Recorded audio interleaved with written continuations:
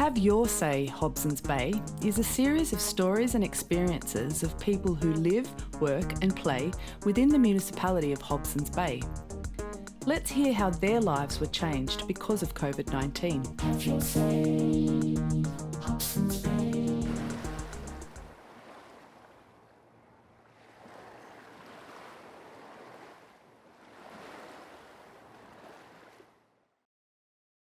Hi, I'm Laura from Electro Speakers Bank here. My pronouns are she, her. But before we start our session today, I'd first like to acknowledge the traditional owners of the land on which we meet today, and I pay my respects to their elders past, present and emerging. Sovereignty has never been ceded and it always was and always will be Aboriginal land. So, do you mind just introducing a bit about yourself and what you like to do in Hobsons Bay? My name is Armindo. I live in Hobsons Bay for almost 30 years. And which is like we all living in a Aboriginal land and all that. So we all have a respect the elders and all that. Yeah. So. What do you like? What do you enjoy doing in Hobsons Bay? Do you like to bike? I've been playing tennis a lot and jogging down in Riverside a lot. Go to Williamstown Beach, That's nice, during the summer. Yeah. And also I go library, Williamstown Library a lot. And most of all the amenities close by, so it's life for me is a little bit easier. Yeah. It sounds like, you're very active in the community, you like going and seeing things. I was just wondering, what your experience was like during COVID, if you're comfortable sharing. Oh, yes. That's worst experience I ever had during the lockdown, because after all the activity I usually doing, and for last 6 or 8 months, I've been locked in and in my room and eating all the time, and I put weight. It was frustrated, depressed. During the lockdown, the only good thing about is because we have a class Zoom, and we have a fun always, and that's only keep me going. Otherwise, I will, definitely I will very sick, and if you continue lockdown. Soon as when the lockdown leave, I say, oh really, now I'm gonna go out again. I'm free. It's like a prison, really. The lockdown is like a prison, And I eat every time when commercial break, so the food there, I straight away eat and I put lots weight, I usually, my weight is about 75 and I over 95 kilo. But now I'm back down slowly, now I'm 80 and I feel happy.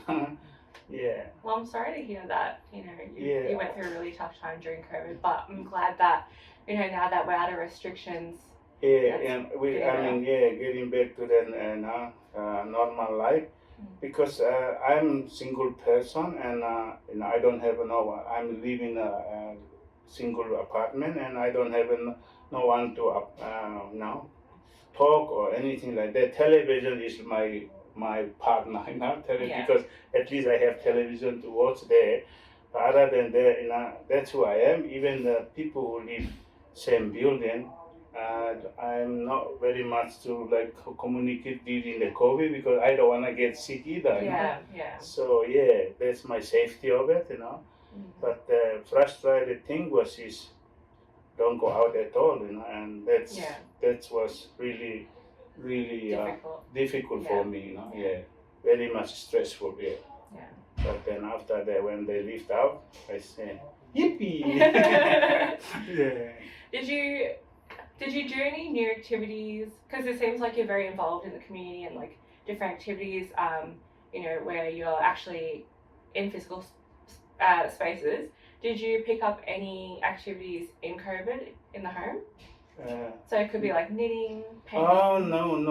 But only when with Jody class, when June, Yeah. Jody always lift in, and spirit, make us people happy. So we dance, I dance, That's in front of the awesome. screen, Yeah. that sort of thing. Yeah.